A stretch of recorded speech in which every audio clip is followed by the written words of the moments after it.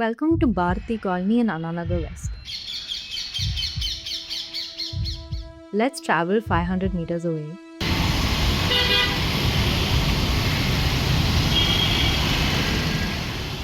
Here's GST Road near Padi Flyover. Do you think the air quality in both these places is the same? Across Chennai, official sensors often report a single AQI value for a single area, such as Gindi, Manali, or Kodangallur. But according to researchers from IIT Madras, the air we breathe can change dramatically in a few meters or a few hours. Led by Professor Raghunathan Rangaswamy, the Project Kaatru team from IITM has been mapping pollution levels in areas at the neighborhood level using low-cost stationary and mobile devices. Last year, the researchers headed to Koyambedu flower market and the Ambattur industrial estate.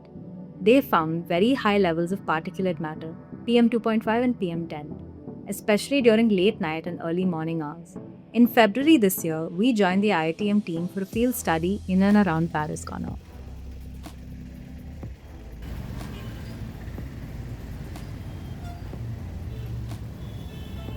பாரிஸில் வந்து பார்த்திங்கன்னா அந்த வியாபாரிங்க வண்டிங்க அந்த பழக்கடை வண்டிங்க ரெண்டாவது வந்து இந்த காருங்க எல்லாம் வந்து ஃபுல்லாக வந்து இங்கே கண்ட்ரோலாக இருக்கனால ஒன்றும் கண்ட்ரோல் பண்ண முடியல. பொல்யூஷன் வந்தால் பொல்யூஷன் கண்ட்ரோல் பண்ண முடியாது, அந்த மாதிரி சூழ்நிலை இருக்குது. அதனால் பார்த்தீங்கன்னா மக்களுக்கு வந்து ரொம்ப கஷ்டம் தான். Chandran's experiences is not reflected by official numbers. The closest government monitoring stations to Parrys Corner are in Royapuram and Arumbakam. Both show moderate or good PM 2.5 and 10 values. The conventional monitoring stations, which are set up by the Central Pollution Control Board or State Pollution Control Boards, they are fixed stations and they are a bit expensive in terms of constructions, operations, and maintenance. So they actually, so the measuring principle is a bit different. They collect the dust and then measure the weight and so on. But the problem is, it is not practical to deploy them at a larger scale in a city in terms of numbers and then the coverage and so on. So it becomes very difficult to do a hyper-local level of monitoring with conventional CPCB stations. For hyperlocal monitoring, you need portable light devices that can be deployed all over the city. The IITM team uses a portable measuring device mounted on an auto.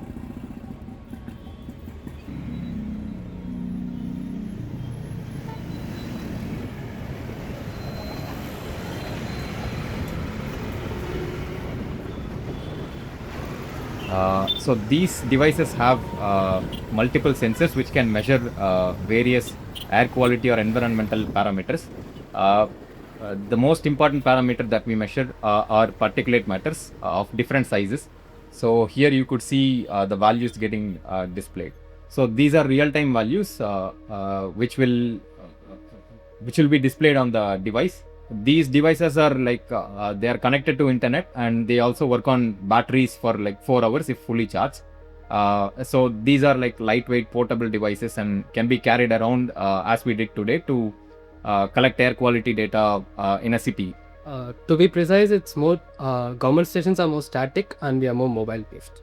So when you want to monitor at a very large scale like a city or so on, you can use these low-cost sensors along with our data science models to match the accuracy of those CPCB stations and also collect hyperlocal data with which you will get more insights about the problems being faced due to poor air quality. The researchers found several spikes in air quality and variations in locations near Stanley's Hospital and in the vicinity of Central Railway Station. These are locations with continuous traffic and vehicular movement. ரொம்ப வண்டி அதிகமாயிடுச்சு. ஏன்னா அந்த அதிகமாக வண்டி வர்றதுனால தான் இங்கே வந்து ரொம்ப வியாதி. இந்த புகைனால சில பேர் நிறைய அந்த புகைலாம் போய் ஆட்டை மூடி ஹார்ட் அட்டாக் வருது. நிறைய பேர் இங்கே ஸ்டாண்டில் பார்த்தா நிறைய ஹார்ட் அட்டாக் தான் நிறைய பேர். In other areas, the PM10 and 2.5 levels varied between 8 micrograms per cubic meter and 50 micrograms per cubic meter, which fluctuates between good to satisfactory according to CPCB.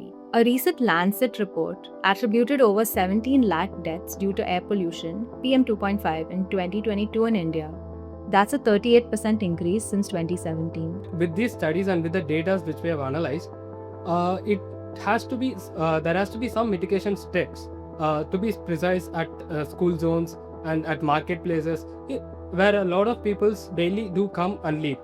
So following some proper masking and some other day-to-day like precaution steps, whichever be possible to reduce the PM 2.5 would be beneficial. Hyperlocal monitoring is beginning to reveal pollution hotspots across Chennai. But Chennai and other Indian cities need to adopt this as a common practice using the right tools.